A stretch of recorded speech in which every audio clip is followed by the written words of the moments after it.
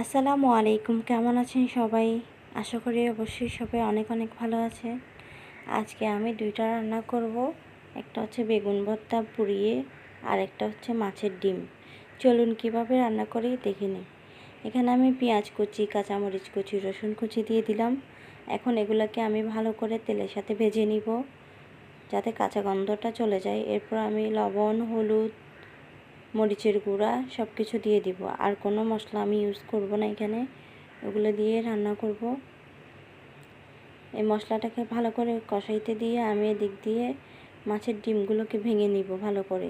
এগুলোকে আমি আগে লবণ হলুদ দিয়ে ভালো করে ধুয়ে নিয়েছি। তারপরে এইভাবে কষলানোর পরে এটা হচ্ছে এখানে একটা রগ থাকে, এই রগটা নিয়ে ফেলতে হবে, না হলে ডিমটা কীরকম জানি খেতে খুব গন্ধ লাগে। এভাবে রগগুলো সব নিয়ে নিব, ভালো করে কষলাই নেব ডিমটাকে। আমি গোটা গোটাও খাওয়া যায়, এমনিতেও খাওয়া যায়। আমরা এইভাবে ভেঙে রান্না করি। ছোটোখাটো ডিম হলে এটা হচ্ছে মাছের সাথে বেছে খেয়ে ফেলি। তো এখন এখানে আমার মশলাটা কষে গিয়েছে, এখন আমি ডিমটা দিয়ে দিব। যে ডিমটা আমি মেখে রেখেছি ওইটা আমি এখন মশলার সাথে ভালো করে মিক্স করে নিব, যাতে মশলাগুলো ডিমের ভিতরে একসাথে মিশে যায়। ভালো করে এই পর্যায়ে কিন্তু নাড়াচাড়া করতে হবে ডিমগুলোকে, না হলে কিন্তু ডিমগুলো ভালো করে মশলা ঢুকবে না। এটাকে আমি পানি কম দিব, এটাকে ভুনা ভুনা করে নিব, পানি রাখবো না একটুও। এভাবেই এরকম ঝুরঝুরে থাকবে ডিম ভাজিটা। তো মাছের ডিম কার কার পছন্দ অবশ্যই জানাবেন।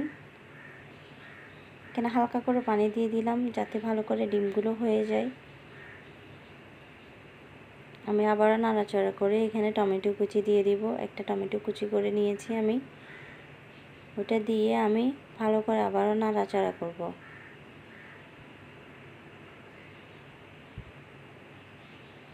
এই যে আমার ডিমটা শুকিয়ে আসছে। মাছের ডিম এভাবে শুকনো শুকনো করে গরম ভাতের সাথে খেতে খুবই মজা লাগে। দিয়ে রান্না শেষ, আমার মাছের ডিম রেডি হয়ে গেল। কেমন হয়েছে অবশ্যই আপনারা কমেন্ট করে জানাবেন আমার মাছের ডিম। এখন হচ্ছে আমি এখানে বেগুন ভর্তার জন্য বেগুন নিয়ে নিব। এখানে বেগুনটা আগে পুড়ে নিয়েছি। এখানে একটা টমেটো কুচি, কাঁচামরিচ কুচি, পেঁয়াজ কুচি করে নিয়েছি। এখন এটাকে ভালো করে মিশিয়ে নিচ্ছি, নিয়ে আমি তেল গরম করে তেলে দিয়ে দিব। এটা খুবই একদম ইজি বেগুন ভর্তাটা। অনেকে শুধু পুড়িয়ে খায়, আমরা এভাবে করে তারপর হচ্ছে একটা ডিম দিয়ে দিই।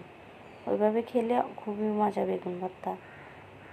সামান্য এটাও মজা, পুড়িয়ে খেলে আবার ডিম দিয়ে ভেজে খেলে এটাও মজা। অনেকে অনেক রকম খায়, এভাবে খেয়ে দেখবেন। এভাবে বেগুন ভাজিটা খুবই মজা লাগে খেতে গরম ভাতের সাথে।